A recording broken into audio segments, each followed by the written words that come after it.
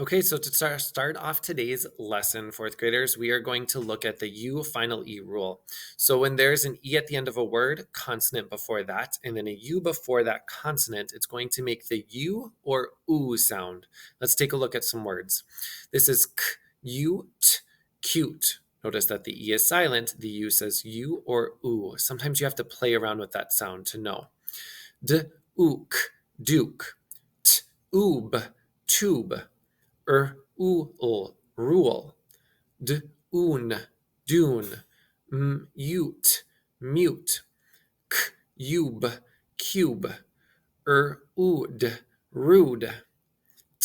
Un, tune. Fume. Un, prune. You try this word.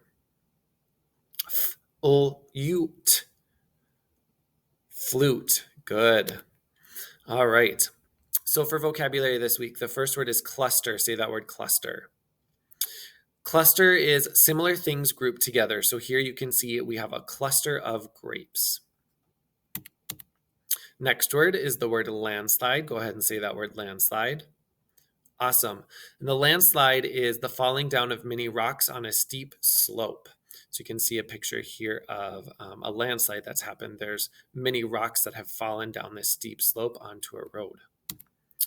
And then the last word is the word surface. Say that word, surface. Awesome. The surface is the outside of an object. Here, the skin of the apple, we would say, is the surface. You can see that the surface is shiny right there. Last thing we're going to do is we're going to talk about conjunctions. This is part of activity 5 this week, which is the one for tomorrow.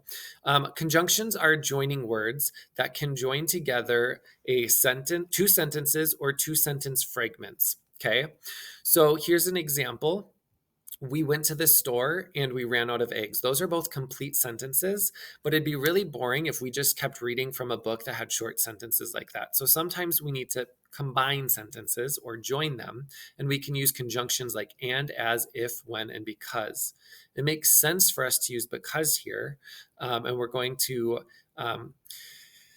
here, the sentence looks like this. We went to the store because we ran out of eggs. You can see that we just put those two sentences together and used a word between them to join them. We're going to focus on 3 conjunctions this week. Those are because, but, and so. Because explains why something is true. For example, the teacher was happy because we raised our hands. This shows why this is true. But shows a change in thinking. The teacher was happy, but he still gave us homework. Okay, so this is showing us a complete change in thinking. It's talking about how the teacher is happy, but then we're going to talk a little bit about something else. We're not talking about his feelings here.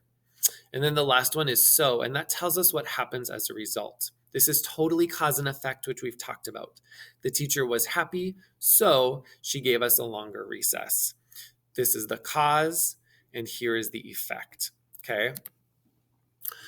For your activity this week, you're going to be completing sentences using these 3 conjunctions. So here's an example. Yesterday there was a landslide because there was a lot of rain. Do you see how I finished that? Thinking about, well, what would make this true? How about this one? Yesterday there was a landslide, but what could we do to finish that sentence? What could we add? Someone earlier today said, but nobody got hurt. Okay. And then the last one, yesterday there was a landslide, so what would be the effect of that? What could we put here?